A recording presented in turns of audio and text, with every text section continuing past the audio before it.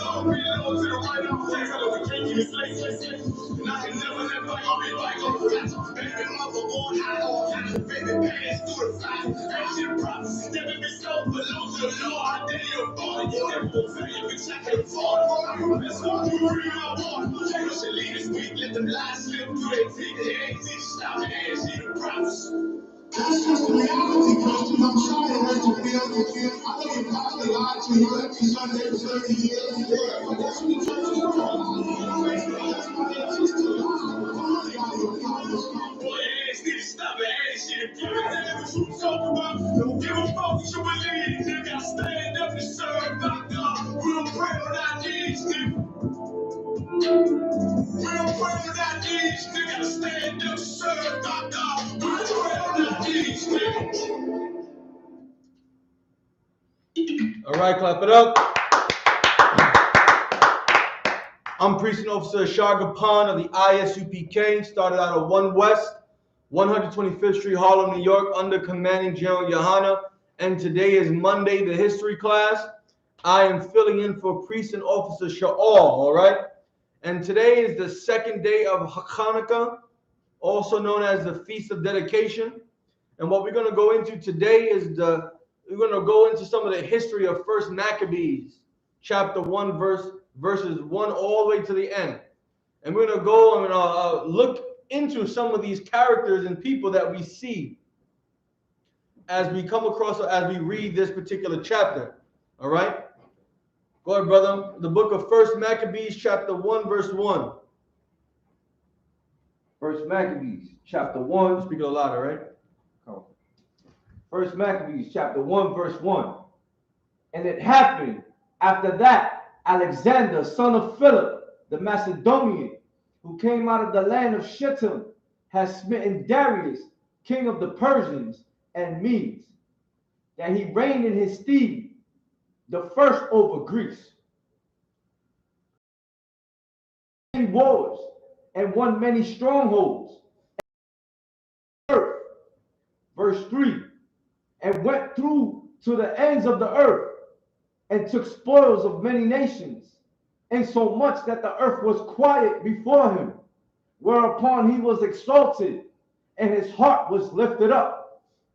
Verse 4, and he gathered a mighty strong host, and ruled over countries and nations and kings, who became tributaries. Up there. So right here, right, we came across two historical, well, actually three. We came across Philip of Macedonia. We came across Alexander of Macedonia, his son, who we've all been taught is Alexander the Great. And we also came across Darius of Persia, which is Darius the Third, right? So let's go into some history, since this is Monday, the history class, and we are reading from the first book of Maccabees, chapter 1, which leads up to these 8 wonderful days where blacks, Hispanics, and Native Americans get to celebrate and praise the Most High Power and thank Him for allowing us to destroy our enemies. See, many of blacks, Hispanics, and Native Americans celebrated Thanksgiving, where our enemies, the white man, slaughtered blacks, Hispanics, and Native Americans, where they murdered and robbed and raped blacks, Hispanics, and Native Americans for centuries. But we all come together and we celebrate this one day of us being murdered and slaughtered by our enemies. Well, the Feast of Dedication, YAHANNA, is 8 days where we thank God and remember and celebrate the fact that the Lord allowed us to destroy and kill our enemies, right? And this is more important than Thanksgiving. Thanksgiving means nothing to the Feast of Dedication, YAHANNA. We celebrate our victory over our enemies for 8 days, but our people in the world would rather choose to celebrate our death for a day. So let's get into this. We read about Alexander the Great, right? We read about Philip II. So I'm going to read some history, right? This is the history class. Here we go.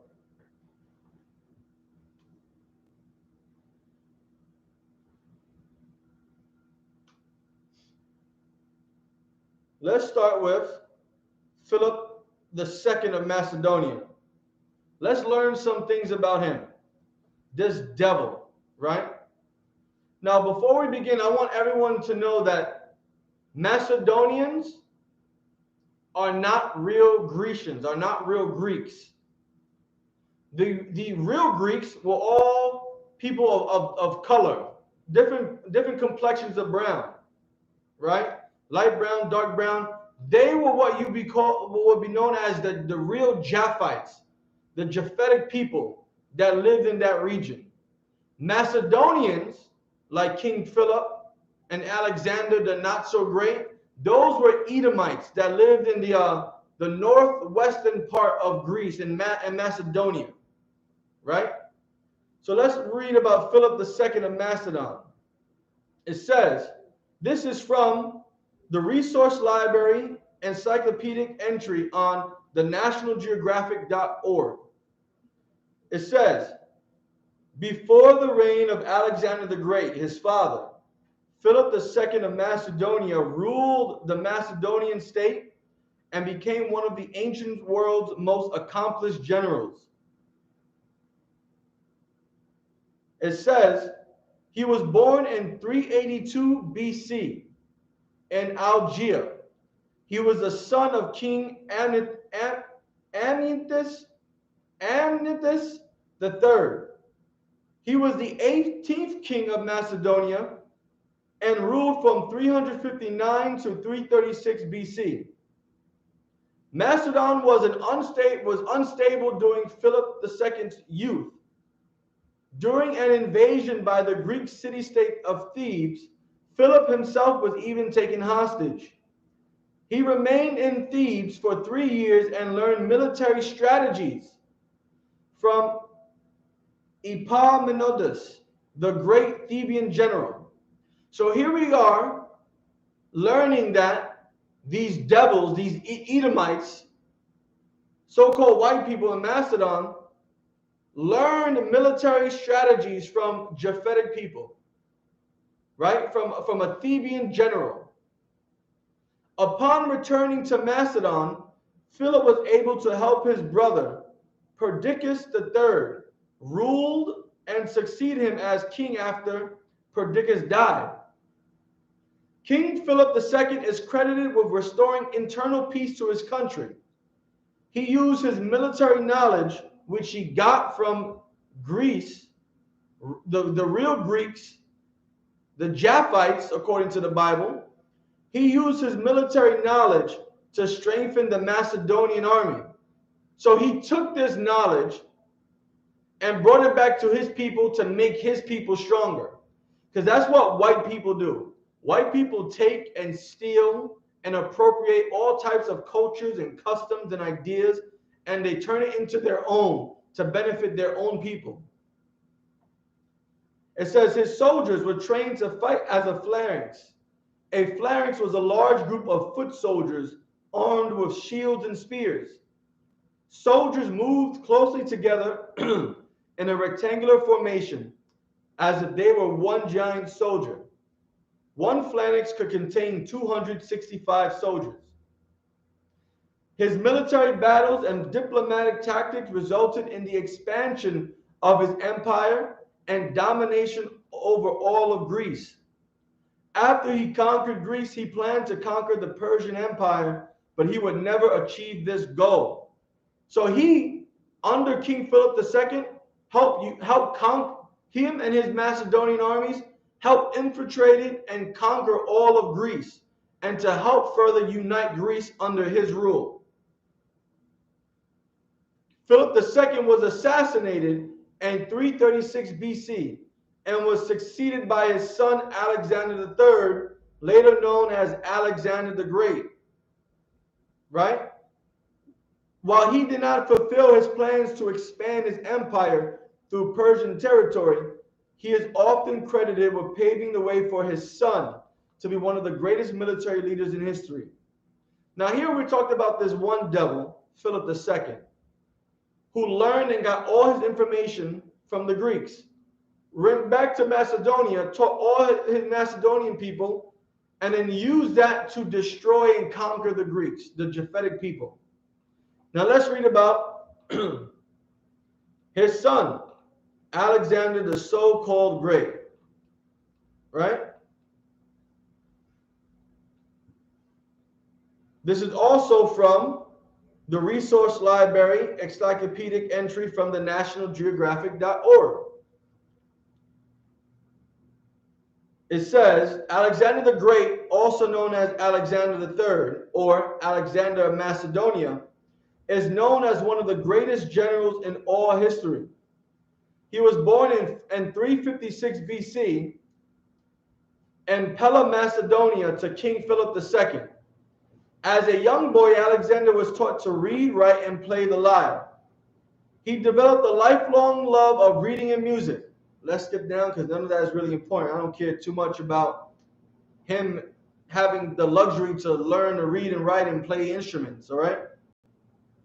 It says that Alexander developed a love of science and particularly of medicine and botany. He included botanists and scientists in his army to study the lands he conquered. And as we just finished reading, right? If you can go start and read from verse 2 again, brother. Come. First Maccabees, chapter 1, verse 2. And made many wars, and won many strongholds, and slew the kings of the earth. Verse 3. Hold on, stop there. So in his armies, when he slew many kings of the earth, right, he often brought botanists and scientists within his armies, so that way they could study the landscape when he conquered it. Before he went and conquered it, after he conquered it, right? It also says in 336 BC, at the age of 20, Alexander became king of Macedonia when a political rival assassinated his father. So now we know why Philip II died, because of a political rival. Alexander began his reign by subduing rivals in the Greek and Macedonian regions. So Alexander the Great had to face and fight and conquer rivals in Macedonia and any rivals in Greece. At a council of the League of Corinth, he was chosen as the commander of a military invasion of Asia. King Alexander began his invasion of the Middle East in 334 BC, and he spent most of his reign on a military campaign through Northeast Africa and Southwestern Asia. Now let's read more about what this campaign encompassed. Keep reading. Verse 3. And went through to the ends of the earth. So he went to the ends of the earth. He went through Northeast Africa. He went to Macedonia. He went to Greece, Southwestern Asia. He went to Egypt, right? He went to Israel, the Middle East, heading all the way to conquer Persia and attempting to go into India. Keep going. And took spoils of many nations. And took spoils. He robbed them. After he slaughtered people and armies, him and his armies would take back all the precious gold and jewels and anything that they had. Keep going. And so much that the earth was quiet before him. The earth was quiet before Alexander. Because Alexander and his Macedonian armies and his Greek armies and the mercenaries he had fighting for him conquered and destroyed and decimated any other army that stood in his path, to the point where no one would speak out against him. No one would challenge Alexander the Great because of all the power that he had, because of all the devastation that he left behind, because of the news and stories that traveled all throughout the empire and beyond of how great of a conqueror and military leader he was. No one would dare step to Alexander the Great. Keep going. Whereupon he was exalted, and his heart was lifted up. And of course, when you take no losses, and you're just conquering and destroying and ruling and spoiling, a devil like himself will get prideful. Keep going. Verse 4. And he gathered a mighty strong host, and ruled over countries, and nations, and kings, who became tributaries unto him. So he ruled over many countries. He conquered many empires, and their kings became loyal to him and paid tribute to him, would give him money, treasures for peace, for protection, right? Hold on one second. Anything in the chat? Lots. In both chats?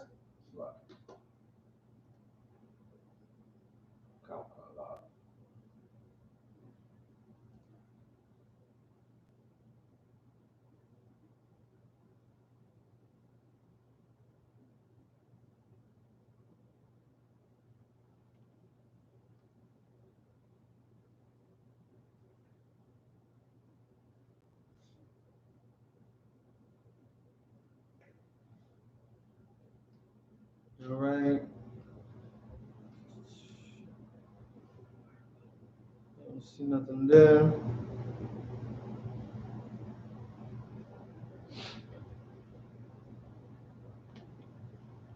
All right, it says that Alexander built many new cities in the lands he conquered, including Alexandria and Egypt.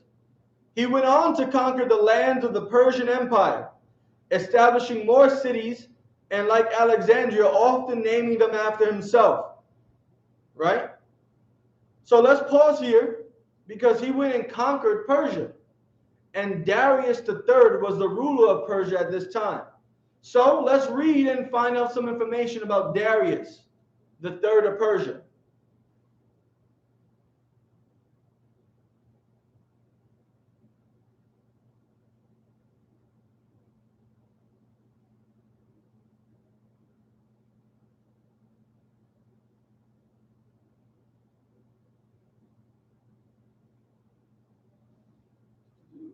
Here we go. This is from Britannica.com, right? Darius III, king of Persia. He was also called Kodamanes, who died in 330 BC at Bactria. He was the last king of the Achaemenid dynasty. Salakia, Achaemenid dynasty. He belonged to a collateral branch of the royal family and was placed on the throne by a eunuch, Bogoas, who had poisoned the two previous kings, Artaxerxes III and Arsis. When Darius asserted his independence, Bogoas also tried to murder him, but Darius forced him to drink the poison himself. In 337, Philip II, Alexander's father, had formed the League of Corinth for the purpose of liberating the Greek cities under the Achaemenid rule, and in early 336 had sent an advanced force into Asia Minor. In July, however, he was assassinated.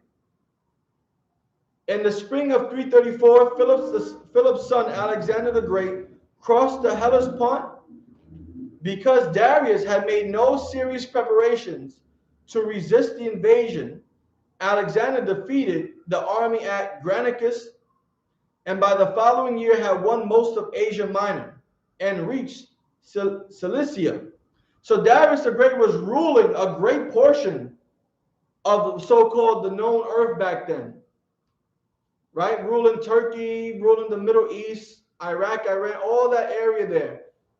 And he wasn't even thinking about his land or his armies or his empire coming under attack from Alexander the Great. But it was. And Alexander the Great defeated his army at Granicus. It says that Darius finally advanced against him. So now Darius finally is fighting back against Alexander the Great, but was defeated at Issus in the autumn of 333 BC. Now Darius, this Elamite, this Persian, right, this heathen, he fled from battle. He abandoned his mother, he abandoned his wife, and he abandoned his children at this battle. He left them there behind. Darius twice sent Alexander a letter of friendship. The second time, even offering a large ransom for his family, his mother, his wife, his children. And he would also secede all of the Achaemenid Empire west of the Euphrates and give it to Alexander the Great. And he would also give the hand of his daughter to Alexander the Great to form an alliance with this devil, with this heathen, with this white man, Alexander the Great. However, the devil being the devil, never being satisfied, because the white man is never satisfied, Alexander rejected both letters and marched into Mesopotamia. Darius, the Persian, made no attempt to resist his crossing of the Euphrates and the Tigris, but he eventually offered battle at Gaugamela, east of modern Mosul. On August 1st, 331 BC, he was decisively defeated, and just as Issus, he turned his chariot and fled. So at this battle again, he turned around and fled like a coward because he was defeated. Even though all his subordinates fought on. So he fled away, and he had his generals and leaders and captains, his army still fighting for him while he fled. He escaped to Ecbatana and then On the approach of Alexander, he retired toward Bactria. So when he found out that Alexander was approaching his newest location, he fled and ran to another location. However, he was disposed and killed by Bactrian satrap Bessus. So he was killed.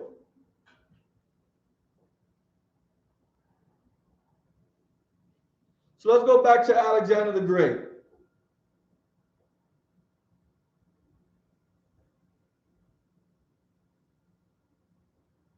All right.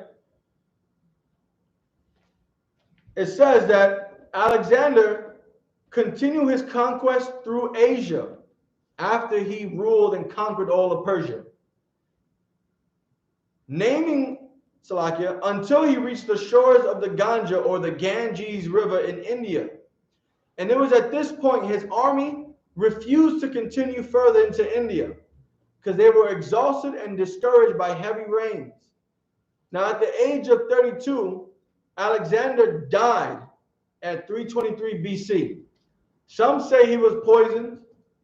Some say he got sick, fighting all the time, going through the rain and monsoons or whatnot. Listen, he was a homosexual, so he died of some sexually transmitted disease. Right.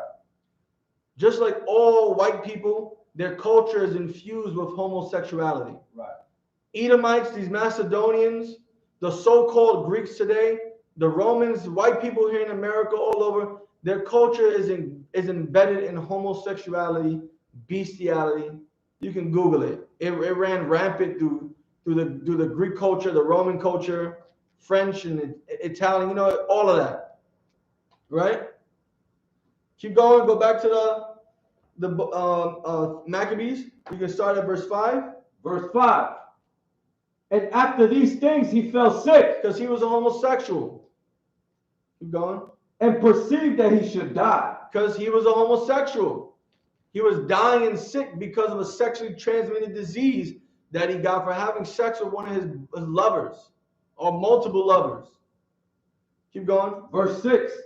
Wherefore he called his servants, such as were honorable, and had been brought up with him from his youth, and parted his kingdom among them while he was yet alive. So it says that he called his servants, such as were honorable, and had been brought up with him from his youth, and he parted his kingdom among them. Right? Let's see who he parted his kingdom to. Go to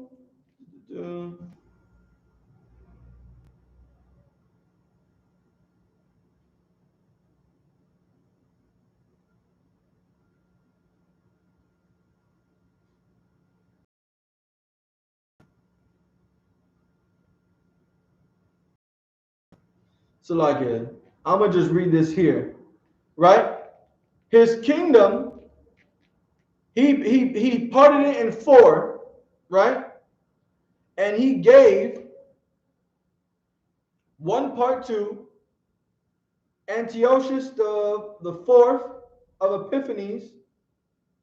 So like he gave one part of this kingdom to Cassander, so like Cassander, one part to Lysimachus, a second part to Ptolemy, who ruled in Egypt, and the fourth part to Seleucus, who ruled in the Greek area, right? These were the 4 servants, generals of him that he parted his kingdom to, right? Let's keep reading. Verse 7. So Alexander reigned 12 years and then died. Because he was a homosexual and he caught a sexually transmitted disease. Verse 8. And his servants bare rule, every one in his place. So the four people that he separated his kingdom to, they ruled and they became kings themselves over these areas. Keep going. Verse 9.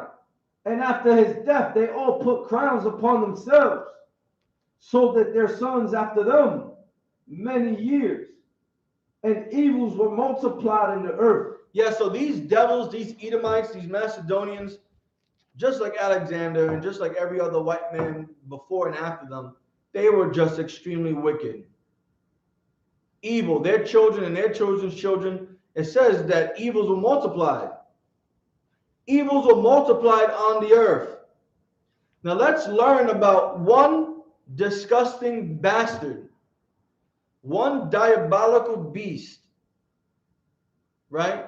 We're going to talk about this one monstrous person called Antiochus IV of Epiphanes, right? Go ahead, read. Verse 10. And there came out of them a wicked root. A wicked root. Antiochus, surnamed Epiphanes, son of Antiochus the king, who had been in hostage at Rome, and he reigned in the 137th year of the kingdom of the Greeks. Verse 11. So here, he started to rule over the Greeks.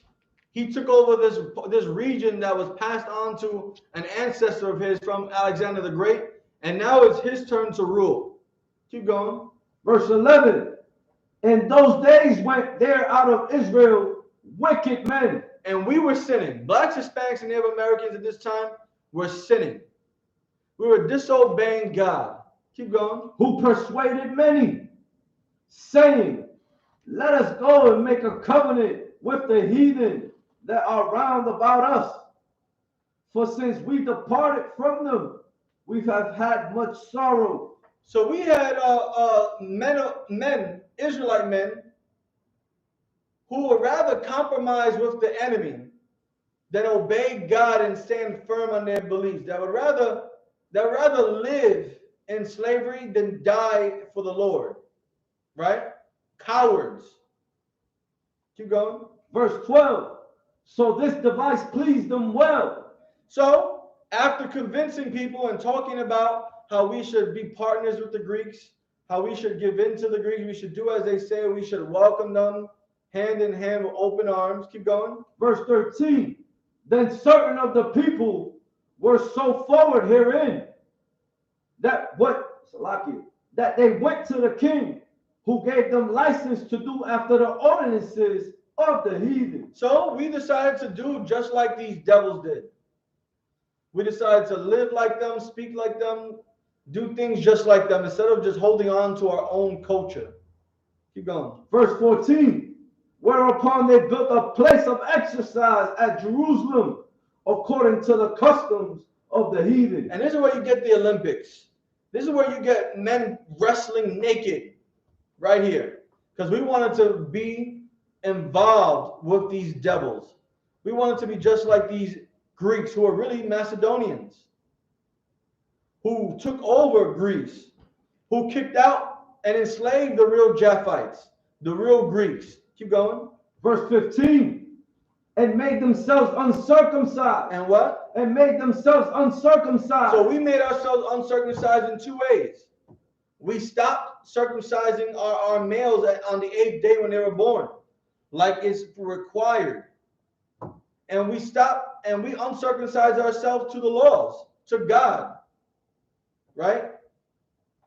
Keep going. And forsook the holy covenant. And we forsook the holy covenant. We didn't care about the law, statute, and commandments anymore. We didn't care about the covenant that we had fought and held on to for so long. We didn't care about the covenant and the promise and the glory and the everlasting life that was given to Abraham, that passed on to Isaac, that passed on to Jacob, that passed on to these very same Israelites that we're reading about right now. Because they would rather act like the forefather of white people, Esau, who forsook his heritage for a bowl of pottage. They wanted to give up their heritage. These Israelite people during this time, who were persuaded by wicked men. Keep going. And joined themselves to the heathen. They did what? Joined themselves to the heathen. And that's what loving your oppressor does. It makes you want to join hand in hand with them. Christianity has made Black, Hispanic, and Native American people join hand in hand with our enemies. Right. Being a Democrat or a Republican, this whole democratic society has made Black, Hispanic, and Native American people join hand in hand with the heathen.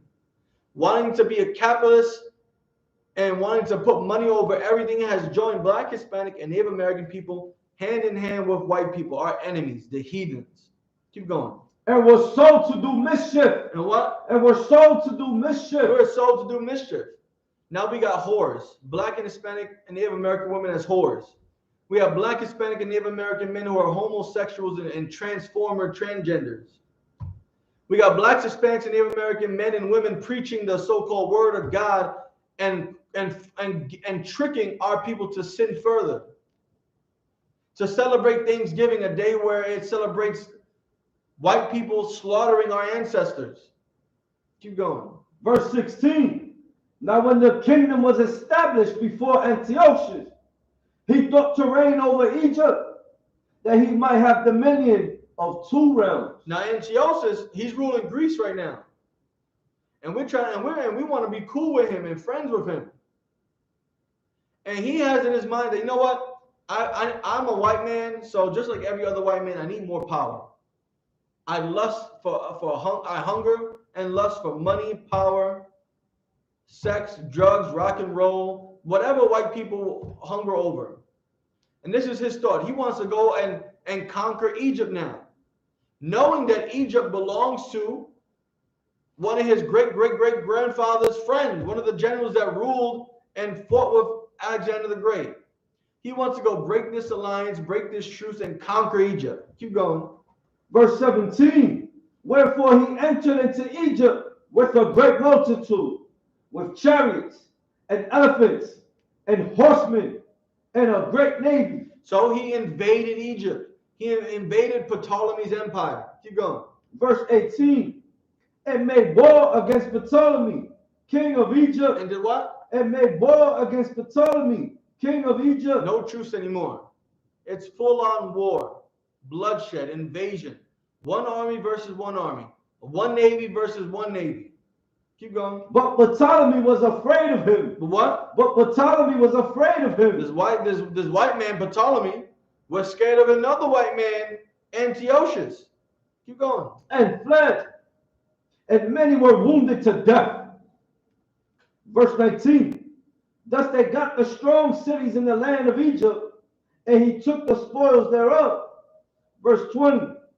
And after that Antiochus had smitten Egypt, he returned again in the 143rd year, and went up against Israel. And what? And went up against Israel. So after we wanted to kiss his ass and suck up to him, and be like the Greeks, the Macedonians, after we wanted to live like them, talk like them, dress like them, walk like them, use the same money, worship the same things they worship, be gay just like them, right? Have sex with animals just like them, let our women act like men just like them.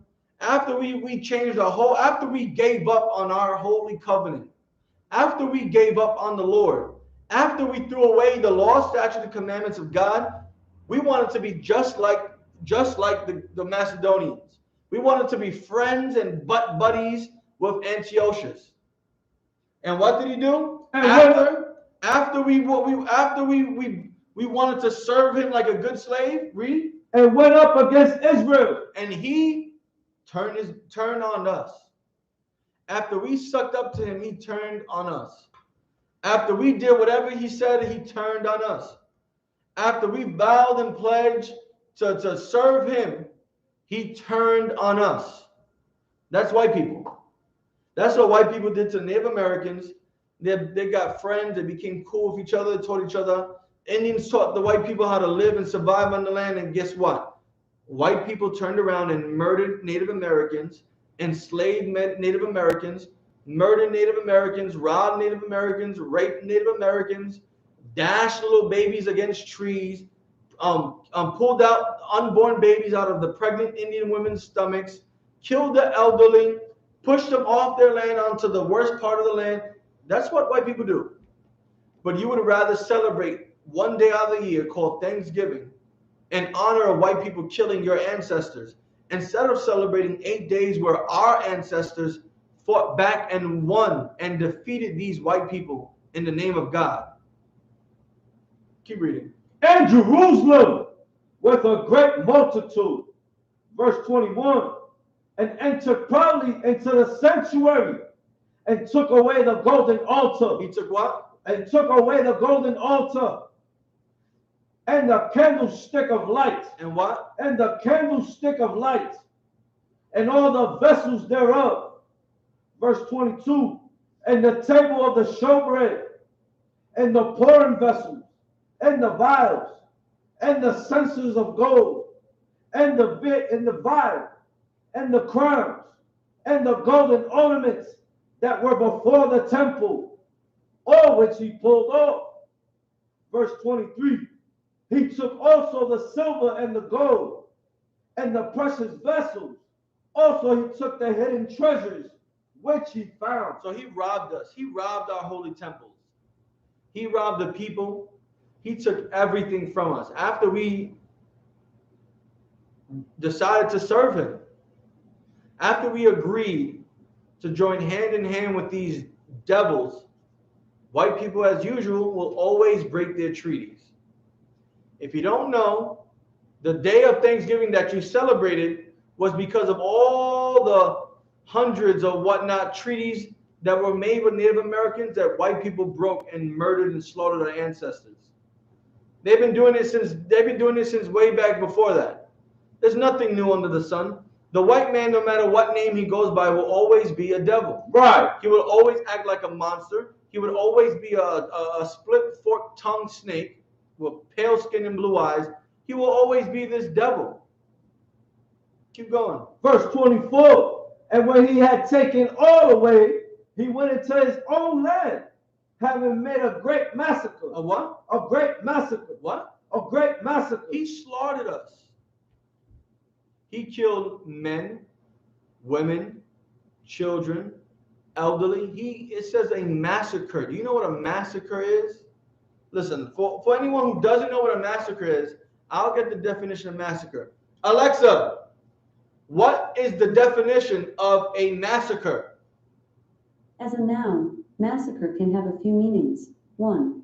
The unnecessary, indiscriminate killing of a large number of human beings or animals. Stop. As in barbarous warfare. Alexa, stop. The undiscriminate killing of a mass number of people. For no reason, he just decided to kill us.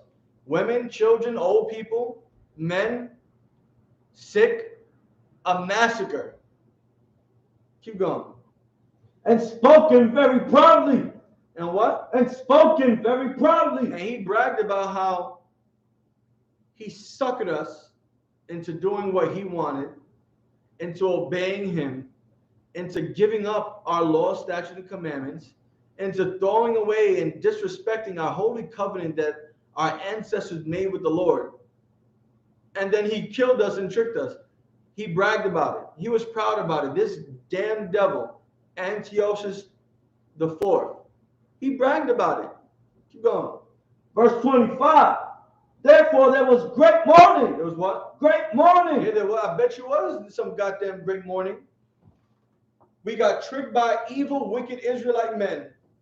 Gave up our laws, our statutes, our commandments, our customs, our cultures, threw away our holy covenant that was made with the Lord, and we decided to dress like the heathen, talk like the heathen, walk like a heathen. We wanted to be just like the heathens, do everything they did, join them hand in hand. And there was great mourning in Israel because after all this abandoning of our own faith and culture and custom and history, we were slaughtered by the same people who we wanted to be like. Keep going. In Israel, and every place where they were.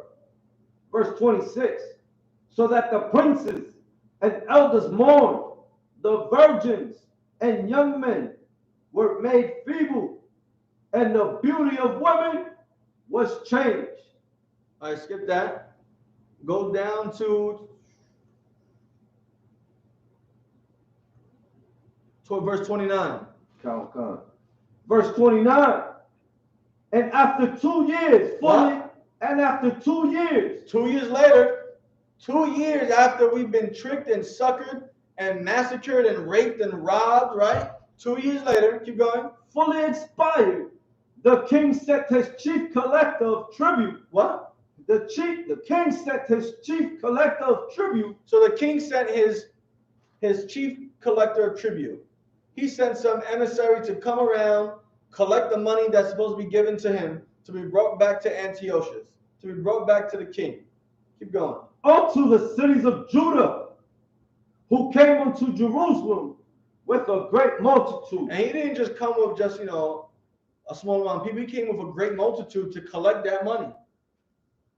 The king sent a host, an army, with his chief collector to come collect his money. Keep going. Verse 30. And spake peaceably words unto them. What? And spake peaceable words unto them. But all was deceit. What? But all was deceit. Drop that. Hold on. Hold that. Go to I want smoother than butter. That is in Psalms 55 and 21. Psalms chapter 55 and 21. So everyone that's watching online, hold 1 Maccabees chapter 1 verse 29. Verse 30. Hold that and jump to Psalms 55 and verse 21. The book of Psalms. Psalms 55. Verse 21. Verse 21. The words of his mouth were smoother than butter. The what? The words of his mouth were smoother than butter. It says the words of his mouth were smoother than butter. The white man, when he talks, he can convince you to buy sand when you're dying of thirst. The white man can make a snail buy salt. The white man can make water want to be in the desert and dry up and evaporate. The white man, when he speaks to you, his words sound so nice. You ever hear that devil Joel Osteen preach, that fake preaching he be doing? He just inspires you to love him and love white Jesus and to give him money because he needs it. His words are smoother than butter. Have you ever heard Joe Biden speak? He'll make you fall in love with him. He'll make you proud to be a white person, proud to be a Democrat. Yes, we gotta fight against Corona. Yes, we're not gonna stand for anything from China. Yeah, the white man's words is smoother than butter. It sounds so nice. He can convince you of anything. Keep going. But war was in his heart. But what? But war was in his heart. But when his real intentions that you're not gauging, his real intentions which you can't see because he's making you fall asleep with his words and putting you at ease, is war, death, destruction, murder, rape, robbing you. It says, go back, hold that, go back to Maccabees. Come. Verse 30. And spake peaceable words unto them. His words were smoother than butter. Listen, King Antiochus sent his chief collector with an army to Judea and Jerusalem to collect his money. And this chief collector spoke peaceable words, spoke nice words to everyone. Yes, the king loves you and appreciates you guys. The king is, he's proud that you are supporters of him. He's proud that you guys have embraced the Greek way of life.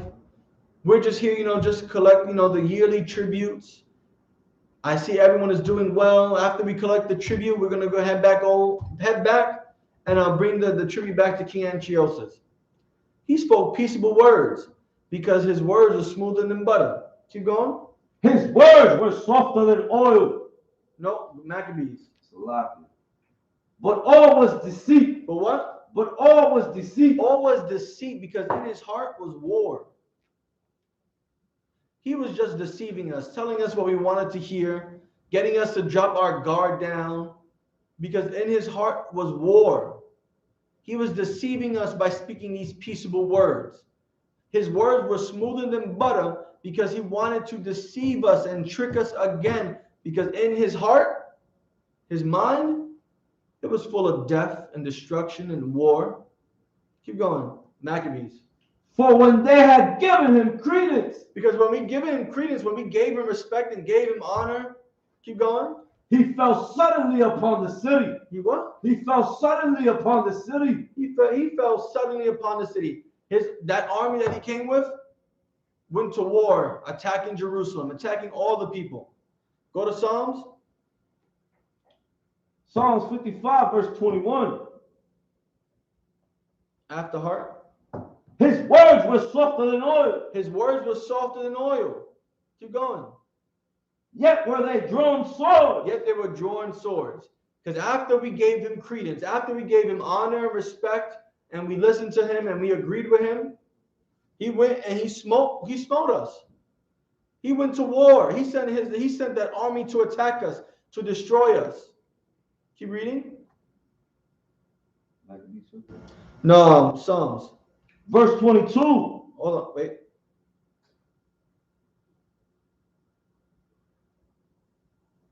No, you can go back to Maccabees. Come. First Maccabees, chapter 1, verse 30, towards the end.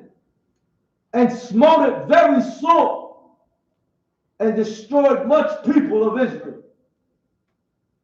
He came there to collect money with an army, said nice things to us. You know, we gave in and we dropped our guard and we listened and we gave him respect and said, yes, we have the tribute to give, you know. We'll go get the tribute now. And he smote us very sore. He destroyed much people in Israel. He murdered us again. King Antiochus sent that army with the tax collector just so that way he can rob us and murder us and slaughter us and destroy everything again. Keep going. Verse 31. And when he had taken the spoils of the city, he set it on fire. So it wasn't enough to rob us. It wasn't enough to murder us again. But he had to set our home, our homeland, our buildings, our temples, our fields on fire. He had to burn it all to the ground. Raise it. Keep going. And pulled down the houses and walls thereof on every side. Verse 32. But the women and children took they captive. So not only did he destroy our homes, not only did he rob us, not only were the army with the tax collector sent to kill us, but he also took our wives, took our children, and put them into slavery. Keep going. And possessed the cattle. And took all of our livestock. Keep going. Verse 33. Then builded they the city of David with a great and strong wall, and with mighty towers, and made it a stronghold for them.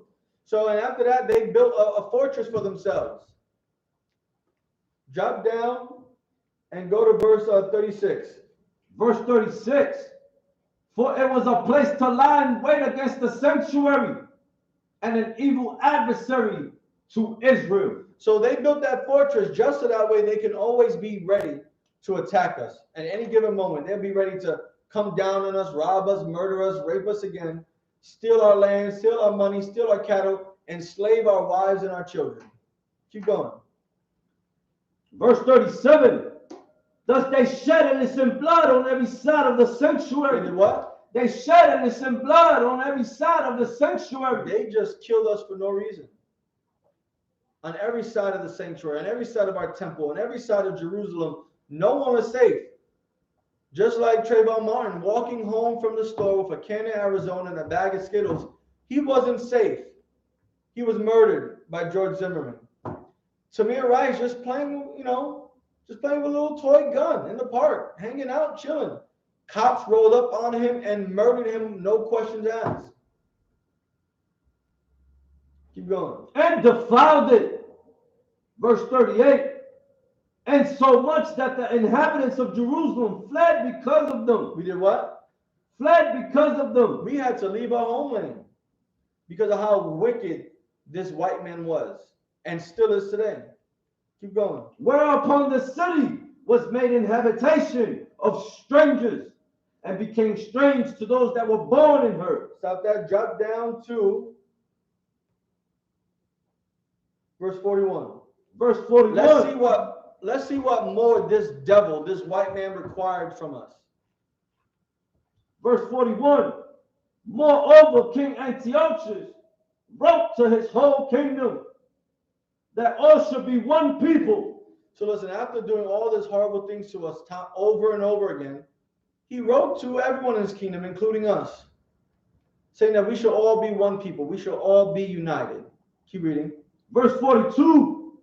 And everyone should leave his laws. And we should all just officially and finally 100% as a nation of Israel forget our laws, forget our customs, forget our God. Keep going. So all the heathen agreed according to the commandment of the king. Now all the other heathens that were being ruled in this under his kingdom agreed. They gave up their cultures. Keep going. Verse 43. Yea, many of the Israelites consented to his religion. And yes, many of us sold out and gave up on our God and gave up on our power, gave up on our laws, our statutes, our commandments, did not care and wiped their ass with our holy covenant. Many of our people did. Keep going. And sacrifice unto idols. And what? And sacrifice unto idols. And we started to sacrifice and worship fake gods again. Keep going. And profane the Sabbath. And what? And profane the Sabbath. Keep going. Verse 44. For the king has sent letters by messengers unto Jerusalem and the cities of Judah, that they should follow the strange laws of the land. And our people again tried to convince us, right, that the king was a good person. And he has sent letters saying that we should, join him and believe in his religion and believe his one world government and one world religion, like they're trying to do now with Christianity and Islam and whatever you want to call it, right? Krishna Islam, whatever name, it doesn't matter to me. It's all BS. It all goes against our God. It all disrespects our God. It all disrespects the prophets that came to save us time and time again. That's right. And that's what's happening here all over again. Because it happened way back then. It happened during the time of the Maccabees. It's happening right here in 2021, and it's been happening for centuries. Keep going. Verse 45. And forbid burnt offerings and sacrifice and drink offerings and the temple. And we weren't allowed to give God our power, the one who freed us from Egypt, the one who rescued us time and time again, the one who sent us priests and prophets every single time when we needed them, even when we didn't want them. We were made to stop offering to him. Keep going. And that they should profane the Sabbath and festival days. And we were to get rid and not even hold the Sabbath a holy day. Forget all these high holy days and feast days. Passover, we're not going to be celebrating that no more. Imagine. I love Passover. I love all these feast days and high holy days because I get to celebrate with my brothers and sisters, Blacks, Hispanics, and Native Americans, and give honor to God for allowing us to be free from our enemies, like white people, to destroy our enemies, like white people. Keep going. Verse 46, and pollute the sanctuary and holy people. Verse 47, set up altars and groves and chapels of idols and sacrifice swine's flesh. The most disgusting thing. Swine's flesh, pig. Keep going. And unclean beasts. Okay, scroll down, right? Skip all that. And go down to 53. Verse 53. and drove the Israelites into secret places. Now, those who wanted to stand for the Lord, those who loved the Most High power and did not want to give up the law, statutes, and commandments, did what? And drove the Israelites into secret places. We had to go into secret places, hiding places, into caves, into woods, and underneath the ground, in basements and cellars. Keep going. Even wheresoever they could flee for succor. Because we wanted to worship our God.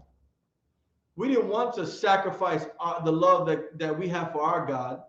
We didn't want to abandon our customs, our history, right? So the ones who wanted to stand for the Lord had to flee. Keep going. Verse 54. Looks like it. Stop that. Go down to...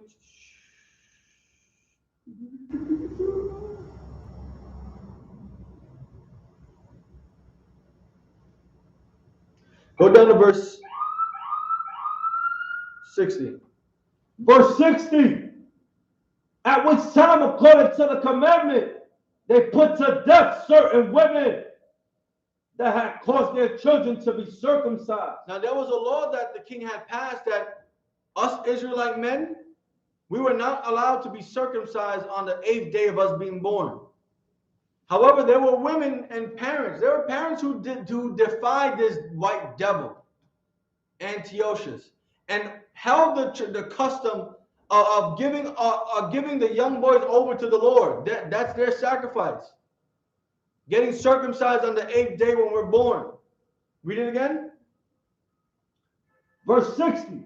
At which time, according to the commandment, they put to death certain women that had caused their children to be circumcised.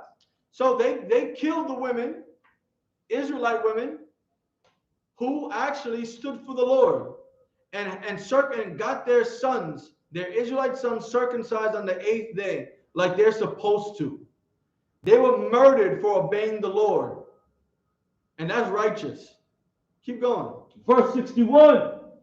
And they hanged the infants. They did what? And they hanged the infants. Listen, back then for Thanksgiving, all you disgusting, dirty, Black, Hispanic, and Native American men, women, and children, you disrespectful bastards. They used to cut infants out of the Native American women's stomachs, out of African American women's stomachs. They would take the baby and bash it against rocks and bash it against trees. Chop the little baby up into pieces and feed it to dogs. Use the babies as alligator bait. And here you are celebrating disgusting goddamn Thanksgiving, which honors and gives glory to white people killing your people. When you could be giving thanks to God and honoring God and celebrating HaKanukkah, the Feast of Dedications, for 8 days, and thank and praise the Lord for allowing him to destroy our enemies, to kill our enemies, for allowing us to overcome and destroy white people. But you want to celebrate Thanksgiving and eat turkey stuffed with some bread. You want to go and eat candy yams with pig fat marshmallows on top. You are disgusting bastards. You are all disobedient children. Right. Now, don't get me wrong. I was there one day too. I celebrated Thanksgiving too when I didn't know nothing, when I was oblivious to the history of the plight of my people. But there's some of you who know all of these atrocities that happen to Black, Hispanic, and Native American people, and you still continue to celebrate Thanksgiving. Disgusting. Selfish. Keep going. Verse 61. And they hanged the infants about their necks and ruffled their houses and slew them that had circumcised them. They murdered little babies. They murdered toddlers. They hung them around their necks from trees. Ever heard that song, Straying Fruit? Right? How'd it go? Straying Fruit, hanging in the summer breeze, something like that. Listen, that's Black, Hispanic, and Native American people be hung from their necks. Listen, they were doing that to children way back then. Right. Before slavery in America and South America and Caribbean America, they were hanging little children, boys and girls, 1 month old, 2 months old, 3 years old, 5 years old. They were hanging them from trees. Keep going. Verse 62. Howbeit many in Israel were fully resolved and confirmed in themselves not to eat any unclean thing. Let's stop there. Hold it there. Let's go into this history about this bastard. Right. This disgusting heathen named Antiochus. Let's learn about this disgusting monster, right? This is from Biblical Archaeology Society.org, right? It says, Antiochus Epiphanes, the Bible's most notoriously forgotten villain. Many names come to mind when someone mentions the great villains of the Bible. Some are foreign, like the Pharaoh of the Exodus or King Nebuchadnezzar. And some are even native Israelites, such as King Saul and King Ahab. The great villains in the era of the New Testament and the early church often took form of great persecutors, including King Herod the Great, who was an Edomite as well, and the Roman emperors Nero and Domitian, who were heathens as well, right? However, one name that has escaped the attention of biblical pop culture, even though his actions arguably are the worst than many of his villainous peers, Antiochus IV, Epiphanes, whatever. It says, in the time between the return of the Jews' exile and the rise of the Roman Empire, of the Roman emperors, the land of Judea was caught between two ruling powers, Seleucid kingdom of Syria in the north and the Ptolemaic Egypt in the south. These kingdoms both were the successors of Alexander the Great's broken empire that warred with each other for more than a century. While Jews, they sat in the crosshair. Because in order to get to Egypt from Syria, you got to go through Israel. In order to get to Syria from Egypt, you got to go through Israel if you're not going to travel by sea. It says, Judea remained in the periphery and was left alone. However, when Antiochus IV came to power in 170 BC, the Jews did not readily fit into the vision he had for his new empire. Embracing a form of imperial colonialism, Antiochus sought to bring about a sense of cultural uniformity in the hope of creating more social economic stability. He wanted everyone to come together like we read about. He sent messengers and letters, right? Like we read. This included embracing the Hellenistic way of life and the worship of Greek pantheon, especially Zeus. Right? So he wanted us to forget about our own God, the real and only living power on earth. It says, but the land of Judea, they caused a cultural civil war, notably among members of the high priestly families. In the midst of this turmoil, according to the books of the Maccabees and the Jew historian Josephus, Antiochus plundered Jerusalem temple and carried off the sacred vessels to help finance his campaigns. And we just read about that in the book of Maccabees, how he robbed us. He robbed the holy places.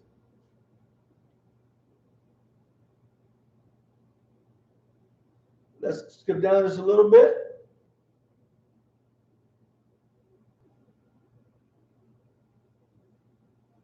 It says, a time of great tribulation occurred as traditional practices such as circumcision were outlawed, sacred scriptures were burned, and violators were brutally punished even unto death, and we just read that.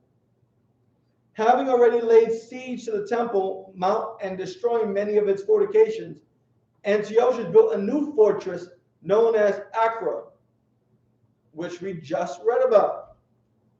Let's skip down a little bit.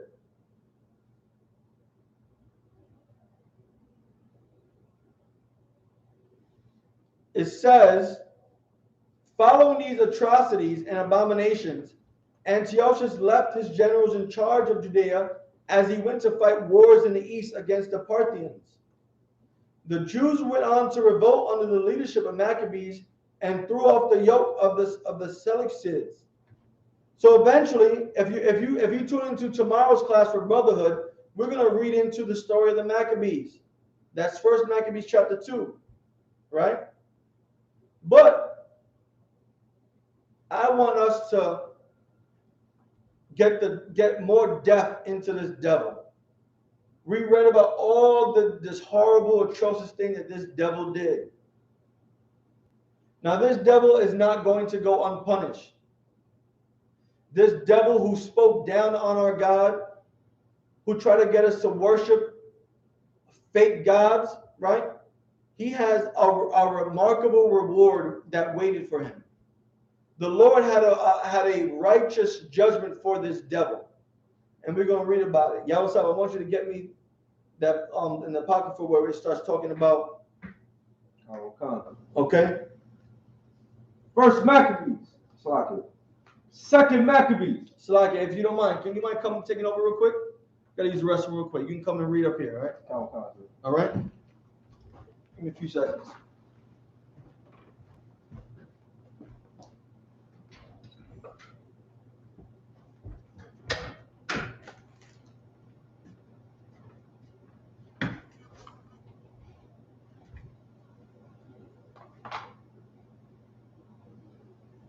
It's the book of Second Maccabees, chapter 9, verse 5. But the Lord Almighty, the God of Israel, smote him with an incurable and invisible plague. For as soon as he had spoken these words, a pain of the bowels that was remediless came upon him, and saw torments of the inner parts. Verse 6, and that most justly, for he had tormented other men's bowels with many and strange torments.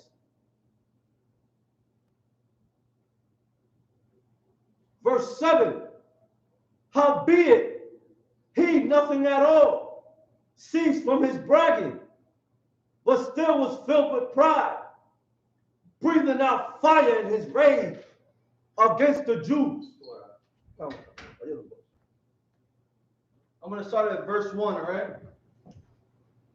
So, like, for that, I use the restroom, the water, the preaching officer, YAHANNA, for reading for me. Let's go back and let's start at verse 1, all right? Because this devil did all this horrendous things to us, spoke down on the Lord. And let's find out what the Lord has for this devil. Let's see what happens to this white man, right? Go ahead, read. Second Maccabees chapter 9, verse 1. About that time came Antiochus with dishonor out of the country of Persia. Dishonor. Losing wars. You going? Verse 2. For he had entered the city called Persepolis, and went about to rob the temple and to hold the city, whereupon the multitude, running to defend themselves with their weapons, put them to flight. Now these Persians, they defeated Antiochus and his armies and made them retreat in dishonor. Keep going. And so it happened that Antiochus, being put to flight of the inhabitants, returned with shame. Verse 3. Now when he came to Ecbatane, news was brought him what had happened unto Nicanor and Timotheus. Verse 4. Then sweating with anger, he thought to avenge upon the Jews. What chapter are you on again? Second Maccabees chapter 9, verse 4. Keep going. The disgrace done unto him by those that made him flee. Therefore commanded he his chariot men to drive without season, and to dispatch the journey, the judgment of God. The what? The judgment of God. Keep going. Now following him. The judgment of God finally caught up to this devil. The judgment of God finally caught up to this white man, right?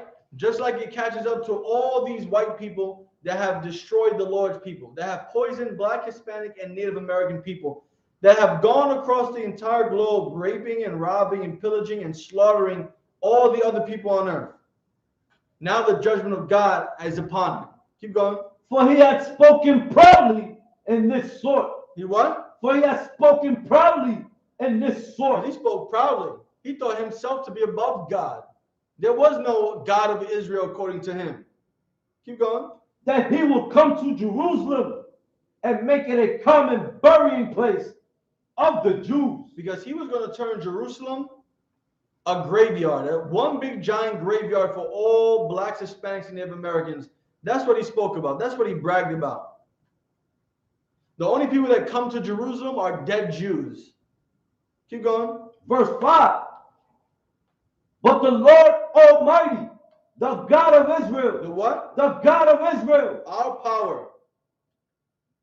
smote him with an incurable and invisible plague. What did the God of Blacks, Hispanics, and Native Americans do to this white devil? Smote him with an incurable and an invisible plague. He smote him with an incurable plague, a disease that has no cure, with an invisible plague, a plague that no one could even diagnose, no one could even tell what was happening, an incurable and invisible plague. Keep going. For as soon as he had spoken these words, a pain of the bowels that was remediless came upon him. So as soon as he was talking about the God of the Jews is nothing, that I'm going to turn Jerusalem into a giant graveyard for all Jews. What? A pain of the bowels. A pain of the bowels. His insides, his stomach, his intestines. Right? Keep going. That was remediless. Remediless, meaning there was no remedy, no cure, nothing to ease the pain. Keep going. Came upon him. It just happened, just like that. Keep going. And so torments of the inner parts. And it tore apart his insides, destroying his gut, his intestines, his small and big intestines, his colon, his kidneys, everything. His whole digestive system, everything being destroyed. Keep going. Verse 6. And that most justly. And it was just. It is exactly what he deserved. Keep going. For he had tormented other men's bowels with many and strange torments. Because this goddamn devil, he would do the most horrendous things to us. Like when we read about the 7 brothers and a mother and the Maccabees, who he chopped off their limbs, put them in boiling cauldrons and cooked them and chopped off their tongues and scalped them, used scourges to poke us in our guts. He did such horrible things to us. And now the Lord is repaying him for all the atrocities he's done unto Israel. Keep going. Verse 7. Howbeit he nothing at all ceased from his bragging, but still was filled with pride. He didn't stop bragging. His insides are being torn up and he's still bragging. He still got pride. Keep going. Breathing out fire in his rage against the Jews. And he's just getting some more angry. The God, the Most High power of Israel, the God of Blacks, Hispanics, and Native Americans, is making this white man suffer beyond belief. And he is so stubborn and so prideful. He wants to do more, commit more atrocities to us because of what's happening to him. Keep going. And commanding to haste the journey. But it came to pass that he fell down from his chariot, carried violently, so that having a sore fall, all the members of his body were much pained. And as he's rushing to get to Jerusalem to turn it into a graveyard, he falls off his chariot and injures himself so badly that his entire body is aching. His entire body is all in pain on top of its insides being turned out. Keep going. Verse 8. And thus he that a little afore thought of might thought he might command the waves of the sea. So proud was he beyond the condition of man. Read that again. From From the beginning. Verse 8. And thus he that a little afore thought he might command the waves of the sea. He thought he was a god, that he can control the waves of the ocean, of the seas, that he was the reason why there was a tidal wave, a hurricane. He thought he was the one that can control the tide coming in and then going out. He thought he had that power. He thought he was a god. Keep going. So proud was he beyond the condition of man. He thought he was above any regular man. Nothing could harm this white man. That's how white people think. Nothing can harm me. I am above everything else. I'm a god. That's what this is the idea of white people. We're reading it right now in their history. Keep going. And weighed the high mountains in a balance, was now cast on the ground and carried in a horse litter. And this man who thought himself to be the most mightiest thing on earth was now like a little baby and weak and feeble and defenseless, being carried away on a gurney. Keep going. Showing forth unto all the manifest power of God. And you can clearly see that it's the Lord that's making him suffer so greatly. Keep going. Verse 9. So that the worms. The what? The worms. Worms. Maggots. The creepy crawlies that are under dirt. Keep going. Rose up out of the body of this wicked man. They did what? Rose up out of the body of this wicked man. This man, Antiochus, this white devil, this white man, so devilish. God had maggots and worms crawling out of his body while he's alive. Keep going. And whilst he lived in sorrow and pain. What? And whilst he lived in sorrow and pain. And while he was alive, suffering and pain and agony. Keep going. His flesh. His what? His flesh. The skin on his face. His flesh. The skin on his stomach. His flesh. The skin on his hands. His flesh. His ears. His flesh. Keep going. Fell away. What? Fell away. It started to come right off. His flesh. Peel off. Keep going. And the filthiness of his smell. The what? And the filthiness of his smell. You thought garbage in New York City, when they put it out every Monday, Wednesday, and Friday, you thought that smelled. The what? And the filthiness. The filthiness. Come on. Of his smell. Of his smell. He smelled so bad. This man, this white devil, smelled worse than a New York City dump. Keep going. Was noisome. Was what? Was noisome. It made people sick just to smell it. It made people nauseous just to smell his rotting, decaying, maggot and worm riddled body. Keep going. To all his army. And his army couldn't stand his smell anymore. His body was disintegrating right before his eyes. Keep going. Verse 10. And the man that thought a little afore he could reach to the stars of heaven. What? And the man that thought a little afore he could reach to the stars of heaven. This man thought he could reach the stars of heaven. It says that in Obadiah. Hold where you at. Let's go to the book of Obadiah.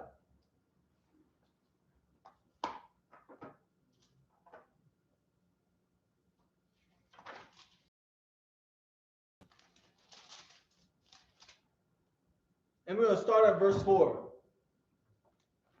He thought this white man, just like every white man, thought he could reach the stars of heaven. That's why we got Jeff Bezos and NASA and the guy from Virgin Mobile, Virgin Galactic, and Elon Musk, all trying to go to the stars, all trying to go to space.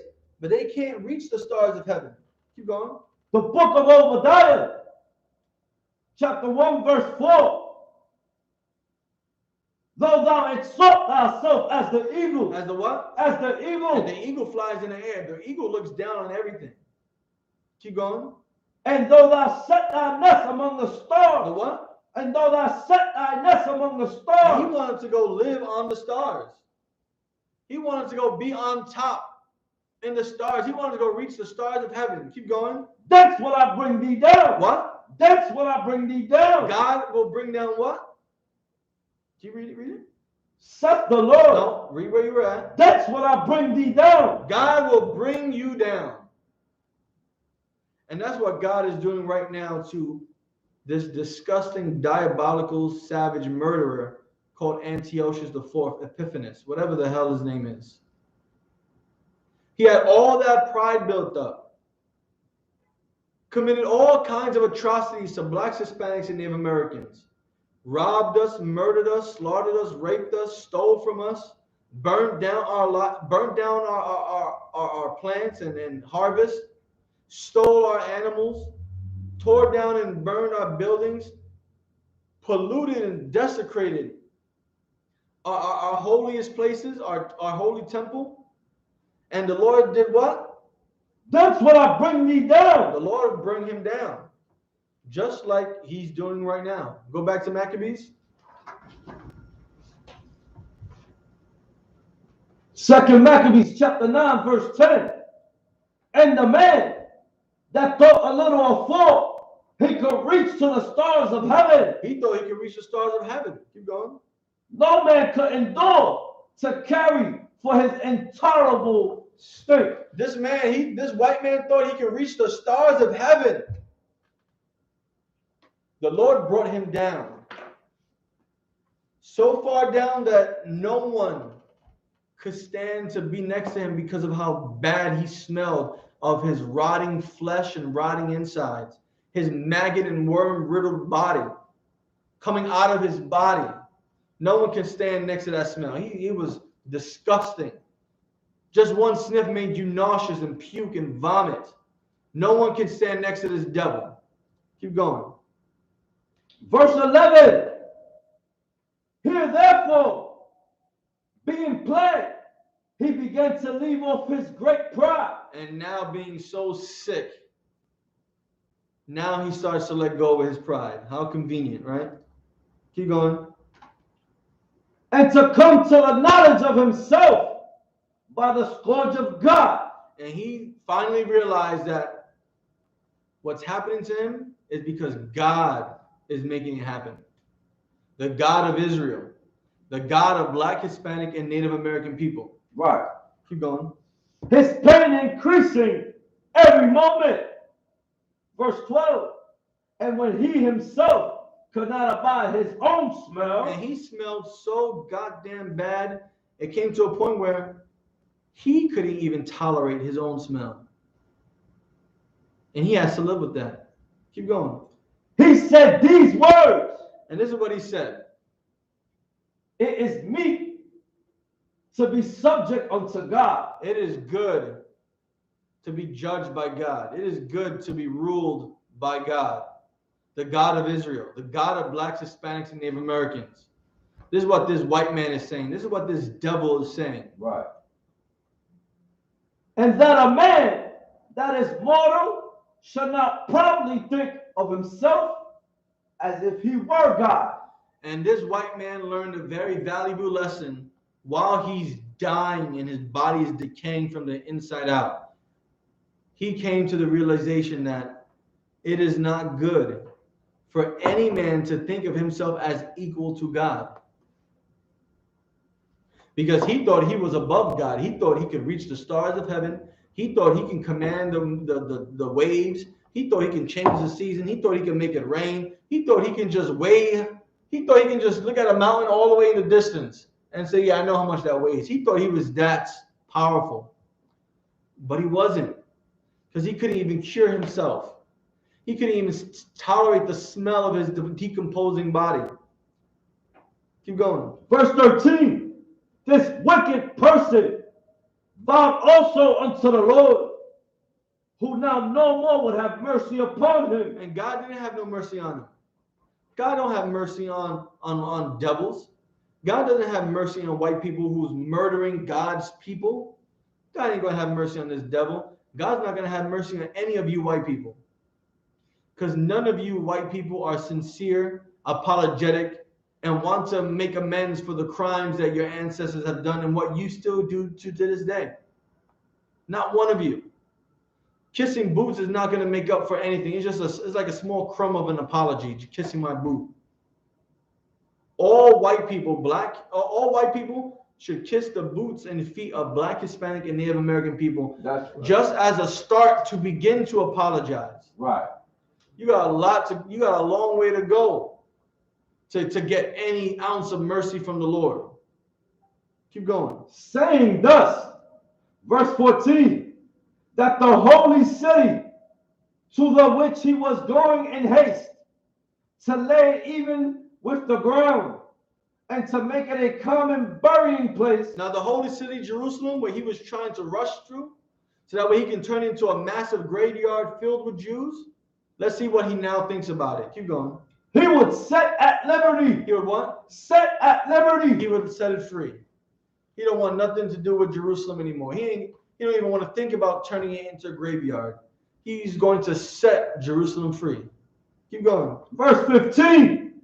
And as touching the Jews, what he had judged would not worthy so much as to be buried, but to be cast out with the children, to be devoured of the fowls.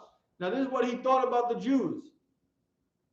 He thought we weren't even worthy to be buried. He thought this white man thought that Black, Hispanic, and Native American people weren't even worthy of the honor and dignity to be buried properly into the ground. How we should be thrown out with our children and be food for the birds and for wild animals. This is what he thought about us. Keep going. And wild beasts. He would make them all equals to the citizens of Athens. Now he changes his mind. Now he's, you know what? I'm dying. I'm suffering because of the Lord of Israel. Listen, all the Jews should be equal to every Athenian. They're going to be equal citizens. Keep going. Verse 16.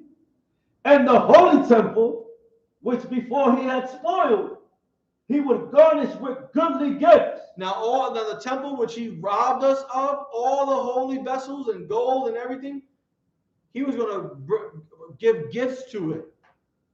Keep going. And restore all the holy vessels. And what? And restore all the holy vessels. And put back everything he stole. Keep going. With many more. With what? With many more. And then give more onto it. Add more onto it. Keep going. And out of his own revenue, defray the charges belonging to the sacrifices. And he would give everything back. Right? Now skip down to the other part where he dies. I want to talk about this white man's death now. Come. Verse 28. Thus the murderer and blasphemer, having suffered most grievously, as he entreated other men, so he died. He what? So died he. What verse is this? 28. Keep going. And he died. Finally, this disgusting bastard died. Keep going. A miserable death. A what? A miserable death. Listen, that's not even compared to what he's done. This white man, this devil, hung little babies. This white devil took women and children and put them into slavery. This white devil murdered innocent men, women, and children. This white devil burned down our homeland, burned down our homes. This white devil deceived us and lied to us time and time again. This white devil stole from us, went into the most holiest places to us, and took all of our vessels of gold, silver, and everything holy and sanctified to the Lord. He took it all. This white devil thought of himself to be greater than God.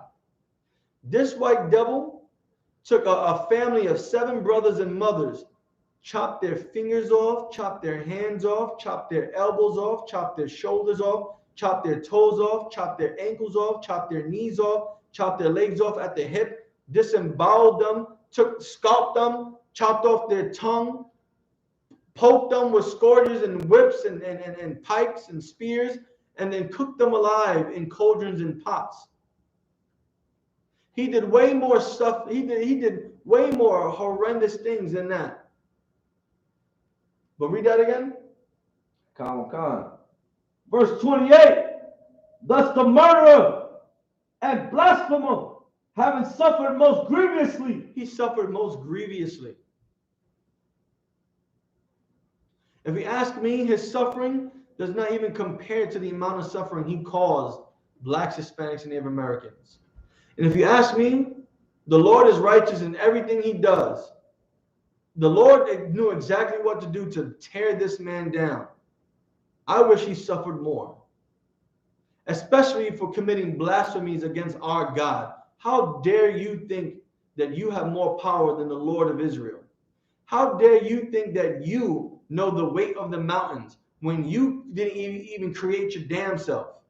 You had to be taught how to wipe your ass. And you think you are greater than the God of earth, the God of all existence, the true living power. You should have suffered more. How dare you, you disgusting demon? Keep going. As he entreated other men, so that he a miserable death. So what? So that he a miserable death. So died he a miserable death, a painful death, an intolerable death, with no remedy, no cure for it. Keep going. In a strange country, in the mountains. He died in some strange land that he didn't even know, in some mountains where he belongs. Because white people are cave animals. White people belong in caves, in cages, where they belong. White people need to go back to the Caucasus Mountains, where they were outcast to. That's right. You came from eating food out of the bowls that you fashioned from the skulls of your grandparents, to learning all the military tactics of the Greeks, the Japhites, to killing them and enslaving them and kicking them out of their own land and stealing their own culture and identity, and committing even more horrendous crimes throughout the ages and throughout the world. You all should go back and die in some strange land in some random mountains. Keep going. Verse 29. And Philip, that was brought up with him, carried away his body, who also, fearing the son of Antiochus, went into Egypt to Ptolemy's Philometor. Drop that. Forget that. Listen. The water Yahweh Hashem Yahushai, for the death of this white man. That's right. For the death of this tormentor, for the death of this murderer, for the death of this blasphemer. He died a righteous death, and he should have suffered more. His children and his children's children should suffer for the crimes that he committed against God and against God's people, blacks, Hispanics, and Native Americans. This monster of a man, because all white people are monsters, right? So let me see if there's anything in the chats real quick. Any questions?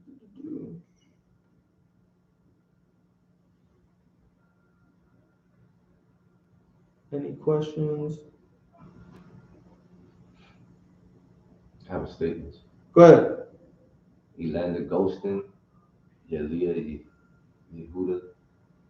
Yehuda, what does Yehuda have to say? It's a Talmud holiday, not a true holiday. What's a Talmud holiday? I don't know. It's got this person. Well, this Yehuda apparently thinks that the Feast of Dedication, HaKanukah, is a Talmud holiday. Listen, your name is a Talmud name. That's Yehuda. right. What the hell is a Yehuda? Listen, all you Yehuda and Israelites and Y-Israels, listen, you guys don't know not a goddamn thing. That's right. You guys all follow the white man, just like our ancestors did when they wanted to forget the laws, statutes, and commandments of God and be with Antiochus and do his one world worship thing. You guys, you Yehudas, you follow the Talmud. You Israelites, you follow white Jewish men. That's who you learn from, and that's who you call your father. All right. Anything else? Gotcha. Let me just check real quick. On Facebook.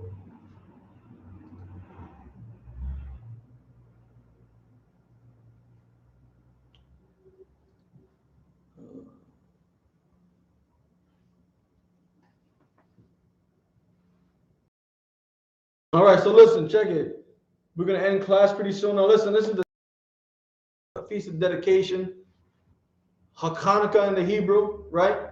As you can see, we got the menorah lit with the 7 candles, a tradition that we keep every single year in honor of the Lord for allowing blacks, Hispanics, and Native Americans to defeat our enemies, right?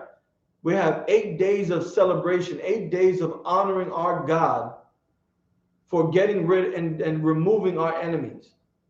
And if blacks, Hispanics, and Native Americans can come together again to worship our God, to obey his laws, his statutes, and his commandments, we can give thanks and praise again for the Lord destroying our enemies till to this day. I'm priest and officer Shagapan of the Israelite School of Universal Practical Knowledge.